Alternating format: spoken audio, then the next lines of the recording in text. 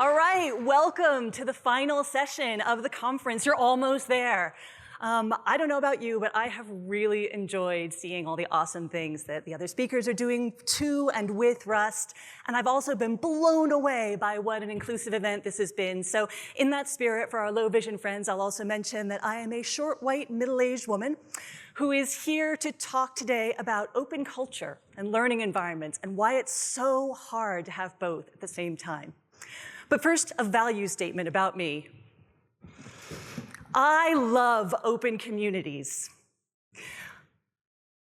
I have benefited so much from the value that I've gotten from open software. I fundamentally believe that knowledge wants to be free. And I'm just intensely aware of the things I've gained from other people who are working in the open. From the first time that I recompiled a Linux kernel, from all the open source software I used when I was a young developer, and then, okay, my path deviated a little bit into product management, but not wholly. I was still responsible for leading sponsorship of .NET open source projects. And I've also kind of gravitated towards places with open environments. Even now, when I'm working for government, I work for a unit called 18F, which is committed to working in the open. I am obliged to say I'm here in a personal capacity today and not speaking for the government. Yeah, I know, it's a little bit of a drag, but another disclaimer I want to make, and I want to come clean early in the talk, is that I've been a member of this community for like 2 days now.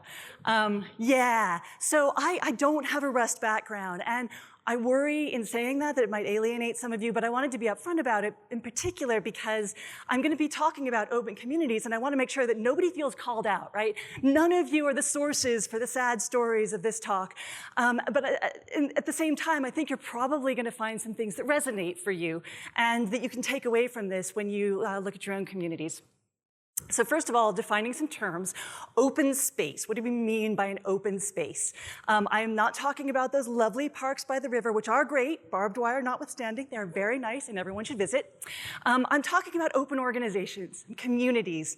And I'm really only talking about open software communities, though, because that's all I know. I'm going to use the Red Hat definition of open organizations, and that is that open orgs are characterized by transparency, inclusivity, adaptability, collaboration, and community. And I mean, come on, it's not hard to see why this is so appealing. Who wouldn't want all this? And the thing I want to talk to you about today, though, is some of the tensions within these values, like the internal contradictions of collaboration and why transparency is just like the wrong word, and some of the maybe unexpected machinery that open spaces need. I also want to talk about some of the tensions that open philosophy itself doesn't give any guidance in resolving that you're going to need to work through if you work in open spaces. But fundamentally, the thing I've discovered as I've worked in all these various open communities and spaces in my life is that the fundamental problem with successful open communities is that people want to join them. And I know, and I'm one of those people. I've gravitated towards open organizations. I love it, and I get why people want to join it. But the reason I say it's a problem is because of a certain spiral of doom that I would like to talk about. And it happened, I've seen this again and again, where you start with an open working space where you have a healthy little team and they're doing great and they're shouting to the world about what they're doing, but nobody's listening, but that's okay because they're really proud about what they're doing. And then after a little while that changes and people start to listen, people start to come, and then people come into the community and the community grows, it gets bigger, which is kind of what the originators thought they wanted, but then they're not necessarily sure how to deal with some of the growth as some of the relationships start to deteriorate. They might see that, the whole environment just gets more mistrustful, that people get a little more cagey, that misunderstandings are more frequent, and then ultimately they might see that these spaces just die. They still have the meetings there. They still have some of the formal structures of collaboration, but real work has left the building. These spaces are just there in structure only. And maybe those other people have gone off to other places to work together, but it's not there in those original structures they created. And so I've got a really trivial example of this, but it's like crystalline and beautiful about like how this can happen in a small way in companies. I worked for an open, small software company. It was about 300 people. And everyone did all their collaboration and work on these lovely whiteboards. And it was all out in the open. Everyone could see what everyone was doing, and teams really used these. They did all their planning up there, collaboration, really, really active whiteboard communities. And then suddenly the CEO decided, like, wait, I would like to understand how all the work works. So I'm going to do a whiteboard tour and go visit everyone's whiteboard. And he came, he would ask questions, and he would make the occasional suggestion. And lo, the next week, those suggestions would appear on the board. And before long, people were like having pre-whiteboard meetings 2 days before the official whiteboard tour day. And then they would have like little rehearsals about how they were going to present their whiteboard. And you won't be surprised to hear that these became completely useless for team collaboration when this happened. So the actual, like the force of it, the transparency, the actual collaboration left this artifact, which was supposedly for collaboration. And it was just like this facade of work. It was all fake by the time this all ended. And so, like the image I have in my head is like coral bleaching. So you have this thriving, living ecosystem, but then temperatures rise, the coral dies off, and all you're left with is this like exoskeleton of collaboration with no life force in it. And so this is painful, though. You know, when this happened on a larger scale, this really hurt. And so it led me to look at, like, why does this keep happening? I really wanted to understand that phenomenon. And so we can zero in now on the collapse of spaces. Why does this happen? What are the dynamics that are happening that cause these effects? And so if we look at this map, I want to zero in on what's really going on at this point when people start to spread apart and relationships deteriorate. And some of the dynamics that happen as people join these spaces are like the CEO joining. You get new power dynamics introduced that the original team had never envisaged for the space. New people come, kind of part-timers may come in, where the original team was really focused and tight. You get people who have a looser connection to the space.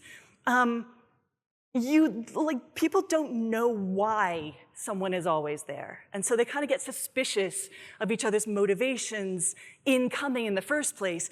And so what used to be experienced as transparency, we're showing you what we're doing, can feel to them like surveillance, can feel like you're being watched in ways where you don't know what judgments people are going to make based on the information they're seeing. And so it just feels less safe to these people who are working in these environments. It also causes burden on the original team. Like, they had a mission when they started, but as these new people come in, they need to think about how are they going to engineer collaboration? How are they going to integrate people? How are they going to bring them up to speed on the current ways of thinking in this problem space?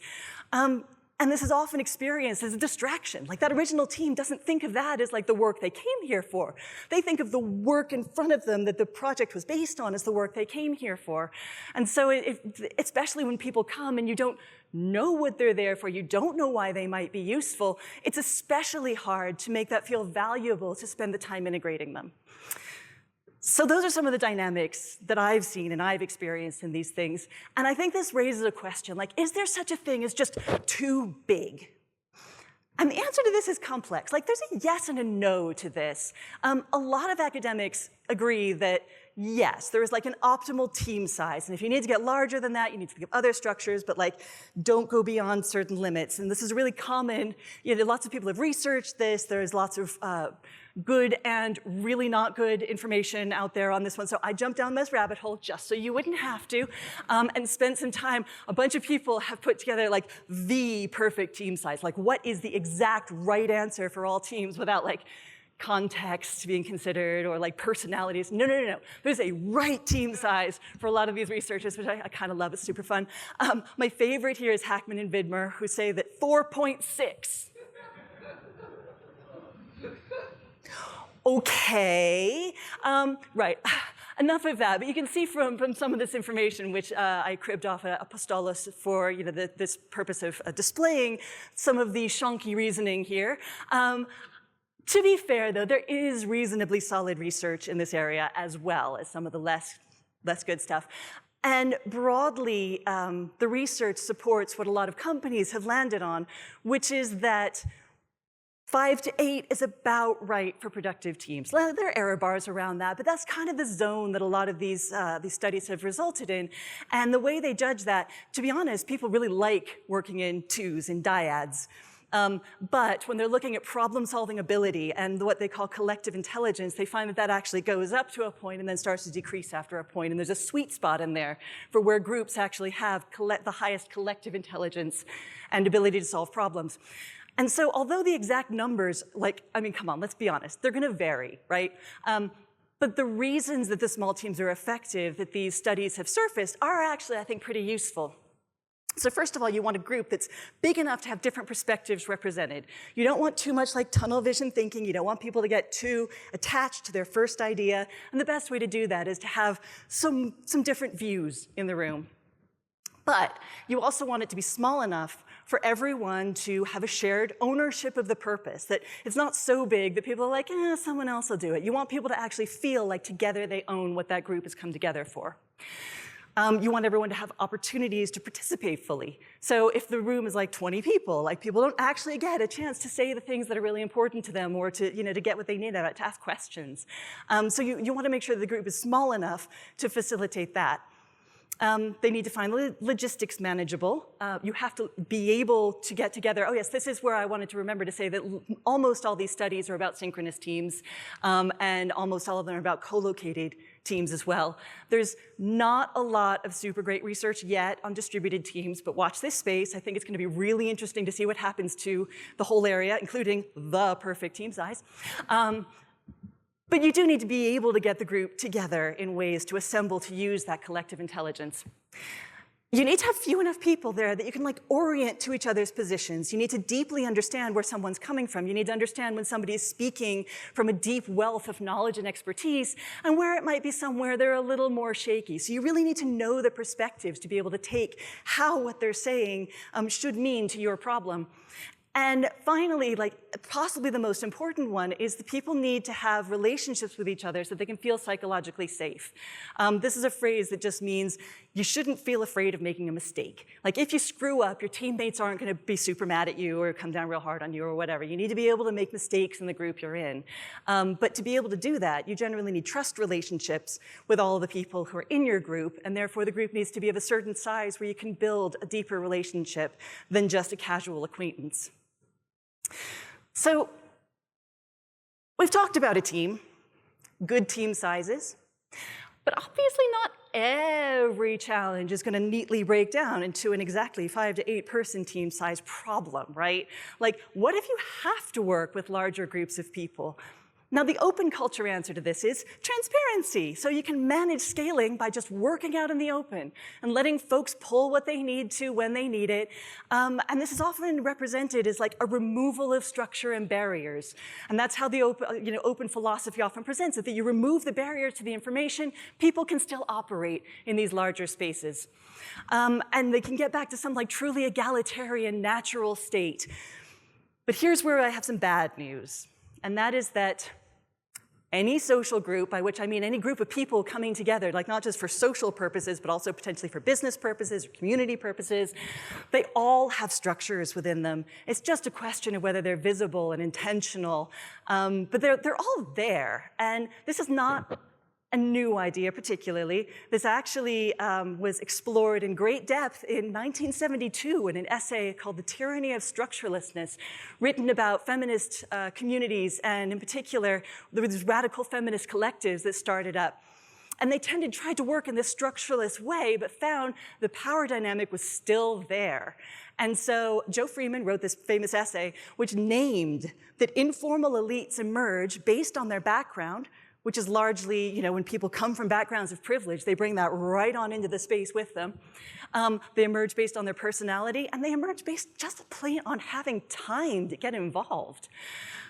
Whereas effective movements, if you want a movement to actually get something done, you might want to base your leadership on I don't know, competence, or dedication and belief in what you're doing, or talent, or something like that. And so she wrote this essay just saying, please, please, please, can we just name the structures that are there, and then agree some mechanisms for evolving them forwards. And this was roundly rejected by the anarcho-feminists who argued that this was importing the patriarchy. And at the risk of importing the patriarchy into this talk, I'm going to say this has actually worked out pretty well in my experience. For example, for things like communities of practice who found that they had the same problem of they had kind of emergent leaders, but they needed a way to sustain and systematize going forwards, naming the structure and then agreeing some mechanisms for evolving them forwards has worked pretty well.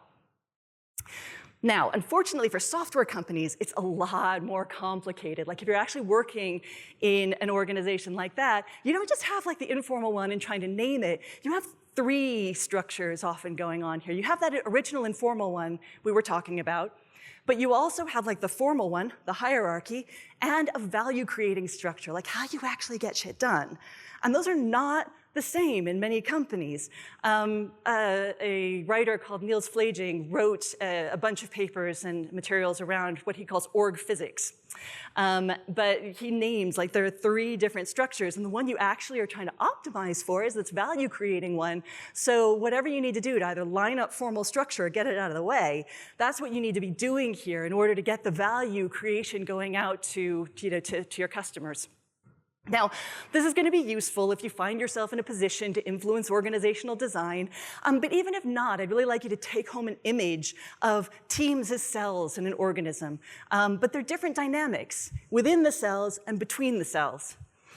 So inside the cells, you're actually looking for how to create outcomes together. Like you're trying to drive some kind of change or produce a thing. And that means that the things you need to worry about are improving your ways of working and making sure you're aligned on purpose. And most importantly, becoming really trustworthy teammates to each other. So here's an example of, if you've never seen a team charter, here is one that I've seen work. Chartering is a common activity for teams who are trying to establish those within team dynamics. There's many, many, many options of how to do this. One of the reasons I wanted to mention it is I see a lot of teams kind of reinventing this, and then they get all the way to the end, and they're like, oh, somebody else has thought of this and written a lot about it. So I just wanted to make sure it's up there in case people haven't come across it. Between teams, it looks different, though, because within a team, you're trying to really optimize for the group outcomes. But between teams, you probably need to put more formal structure around it, because there is literally no way that you have enough time to build relationships with everyone who's going to have an interest in you when you're successful. So it's like exposing an API in your team and letting people call you. This is an example from a set of structures around this called team topologies, which I quite like. I find them very useful for this. But I think it also helps us get at the ways where, again, the between-team communications are different and are much more constrained or much more formalized than what happens within a team. And pulling together these observations about healthy software teams, I think we end up with 3 key principles for healthy open organizations. Number 1, the fundamental building block you're working with is a team. And I don't mean team in this like really loosey-goosey sense of like, oh, it's just any group of people, we'll name it a team. I mean an actual group of people who have high trust within them, who have good psychological safety, who are aligned behind a common purpose and are working together towards that. So those are the things you're trying to create within the organization. But then principle 2 is that you use really different techniques for supporting collaboration within those teams from between those teams. Again, like team chartering versus team APIs. It's a very different philosophy of how the communication needs to go. And principle 3 is that the team structures need to serve the purpose. I wanted to call this out also because it's easy for these things to take on a life of their own, but the whole point, this is just scaffolding to try to get the teams working really well behind aligned purpose. A good rule of thumb is that if someone on your team thinks you need a particular piece of infrastructure to help you collaborate, there probably is a problem they're trying to solve. So, it's probably a good idea to experiment with that. But at the same time, if you find you're not using something, clean it out. Get rid of the clutter on your teams. Keep your team environments clean and ensure that the structures that you have documented are true for the team, that you're making it visible. You're making the actual structures visible is the whole point. You want to represent the actual, not the aspirational. All right, enough about networks of 5 to 8 person teams, I think it's important to explore, like, okay, is this the only way? Do we have to do this? And the simple answer is no. This is not the only way that collaboration can possibly work. But it does seem to be the case that business culture creates an environment where this is a pretty good way of organizing. And these networks of teams are a pretty good answer for a lot of software companies. But there are definitely other ways for larger groups to be effective. I want to go back to this original map, the spiral of doom. And it's tempting to look at this as a tragedy of the commons type situation. Do people here familiar with tragedy of the commons? Yeah, some. Okay, not bad, good. I'm going to explain it anyway because I get to show off literally all I know about grazing cows. This is the sum total here in 1 minute, which is that it was customary in English villages to have common land where villagers could graze their cattle. And in the 19th century, they were starting to see problems with overgrazing. And so an observer at the time took a look at it and was like, well, obviously, that is the economically rational outcome. Everyone should graze as much cattle as they can. And this causes the eventual destruction of the common resource. Fast forward to 1968, when an ecologist named Hardin named the phenomenon the tragedy of the commons. And he asserted that commonly held public spaces will get exploited to destruction. He claimed this was absolutely inevitable without private or governmental control. It's the only way out of it. And he also then extended this to some weird theories of population control, but we don't need to talk about that. The point was that he was saying this will happen, commons get exploited to death. But it turns out, tragedy of the commons is not real. Who knew? It turns out that it's not that this never happens. Obviously, you can totally find cases, plenty of cases, where things get exploited to destruction. But this is not a necessary outcome of having a commons. In fact, a political scientist named Elinor Ostrom actually had demonstrated that this is not inevitable. She had done it 4 years before he wrote this paper. She went in great detail documenting Los Angeles water usage. So in particular, how a number of municipalities and private industry and farmers came together to form an association to manage the water rights in the Los Angeles River Basin, or sorry, Los Angeles water table area. And she called these people public entrepreneurs who brought these people together and put a collective governance framework in place. And she went on to study and document collectives around the world who manage natural resources together, from irrigation systems in Spain and Nepal all the way through to fisheries in Maine and Indonesia. So, I mean, she was all over. She kept doing this. She eventually got the Nobel Prize for this work. And she articulated 8 design principles for common resource management. And the number one thing on there is, first, you need to define your group boundaries. It has to be clear who is a member of this group and has a say in the decision-making and who is not.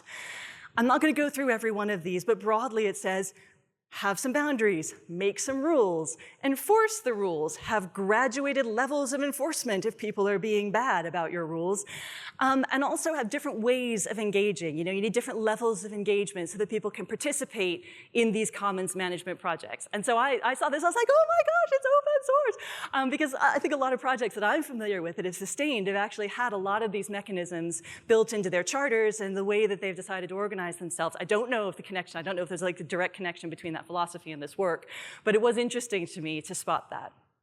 So, okay, we have a blueprint for how people can work together. We have networks of teams, we have the Ostrom rules, so why is this so hard? Well, the first clue is in the boundaries that keep cropping up, because excluding people is really difficult. Like, I heard this in JD's talk when he's talking about some of those trade-offs between trying to welcome people in, but knowing that contributors were kind of second-class citizens when it came to being able to build and compile things in Rust. And it was, you know, it was clearly a tension that he was feeling, because excluding people is hard. It's hard in formal organizations if they're powerful, but it's almost even harder if they're not powerful and they just want to come be a part of your thing. So here's where it's like be boring. The only place I'm gonna like read a slide, but I do think it's really important to hear this, that this is from a book, in fact. I'm gonna also, you know, promote this book by Priya Parker called The Art of Gathering. And what she writes is that inviting people is easy. Excluding them can be hard. The more the merrier, we're told from childhood. At the risk of dissenting from millennia of advice along these lines, let me say this. You will have begun to gather with purpose when you learn to exclude with purpose, when you learn to close doors. Thoughtful, considered exclusion is vital to any gathering because over-inclusion is a symptom of deeper problems. Above all, a confusion about why you are gathering and a lack of a commitment to your purpose and your guests. And again, I wanted to read that because I think most of us think of exclusion as being bad, but it is absolutely necessary to protect spaces, and it's one of the hard things about work in open spaces is having to do that and having to make some of those choices.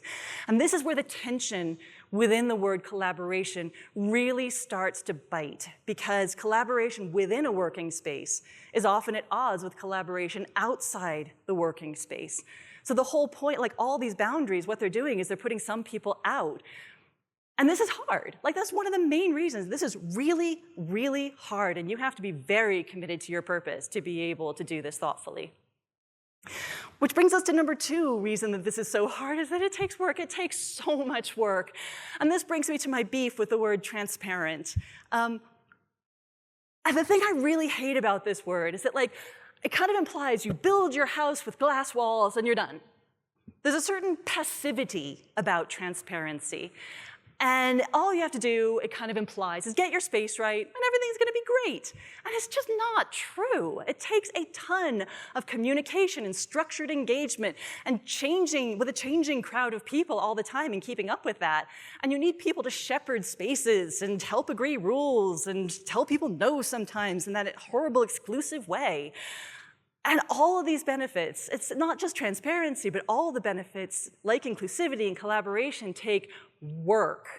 And not just any work, I'm going to call this high-value work. So creating these healthy team spaces, like, this is important to get that you've got these, like, 5 to 8 expensive engineers, or whatever your balanced team consists of. And it is valuable to be able to help those people collaborate to make sure that they can bring their best every day. Now, in government, I see the creation and maintenance of these spaces either done kind of minimally and, like, done last minute and, to absolute minimal level necessary, or kind of handed off to the lowest status person or maybe the intern. And I think this is a big misconception about what it actually takes to make these spaces thrive, because it actually takes navigating trade-offs like that within team, outside team collaboration thing, and that's really hard. That's not something you want to give to somebody without a deep understanding of the problem space. But having somebody who can do this really well, that's the difference between these successful and unsuccessful spaces. Like, some groups totally recognize this. Some try to conflate this with management, and that with varying levels of success, but it's not the same thing as management the way most people think of management, which often is kind of more about making sure the individual can perform and produce to the right level. Very often, the only person who recognizes the need for this is the host themselves, the only person who puts the work in, and some spaces, some just don't recognize it at all, and those are the ones that do fail. And I want to address the question there, like, is this really, like, work? Because work is work, but is this really like work? Because it doesn't appear on the backlog, and it doesn't go in performance plans, and it's not accounted for in any known productivity metrics or performance evaluations, all that kind of thing. But I'm going to go with, yes, it is work. It is definitely work. Why? Because the alternative is that it's fun, and it's not fun. Therefore,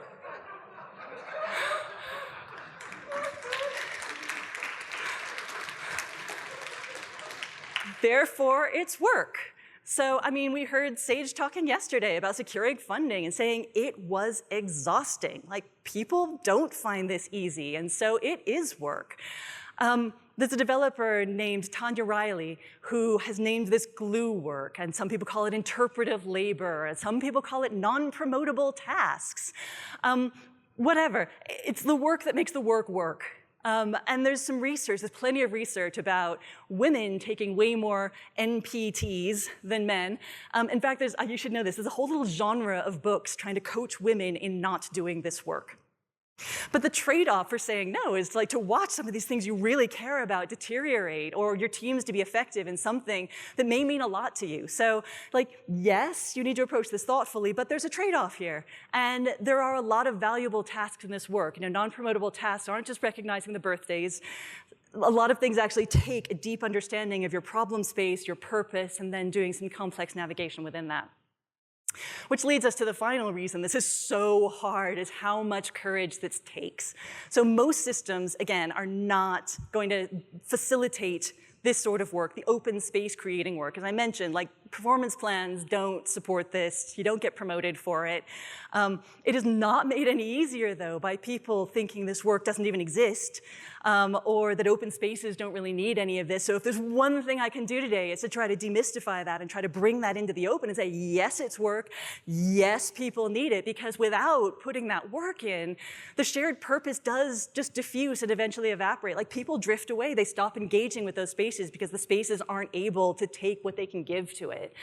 So I'm also not trying to tell you that you should do these things. Like, that would be kind of a jerk move if I sat here and tell you, like, no, you should definitely do the things that won't get you promoted and that won't help you take care of your family. Like, I'm not going to tell you that, right? But equally, I know that a lot of people in this room have made that choice to do this kind of work, and I at least hope that we can all honor it and see it as the work that it is.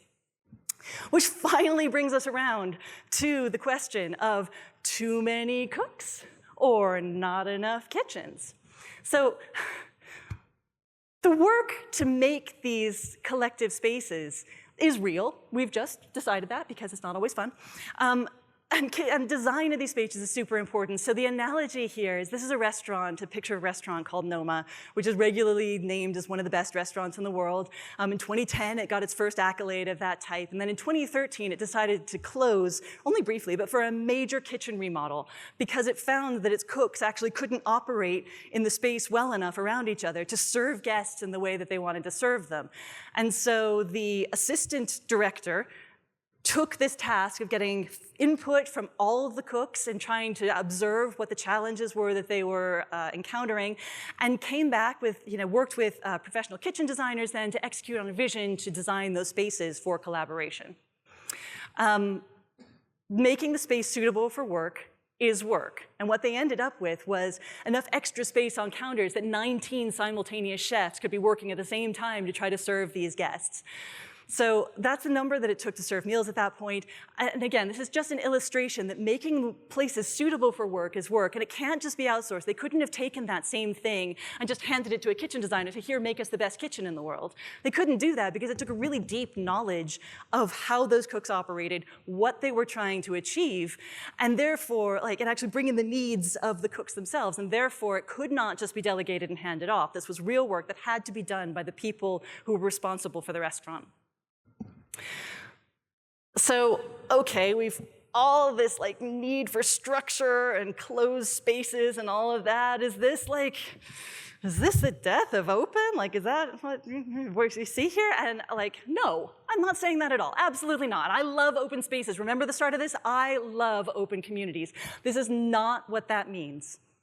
However, it is important to note that all the trade-offs you make in open communities, all of those trade-offs between transparency and collaboration, but within collaboration, and all of these different balancing acts you have to do have to start with purpose. And they have to default to that highest level that you can on all these things. So the whole point of the open philosophy is start as open as you can on all these things, but compromise thoughtfully in order to serve the purpose. And only then, rein them in mindfully and in ways that serve the purpose, but keeping an eye on the impact of those trade-offs on what it's doing to your spaces.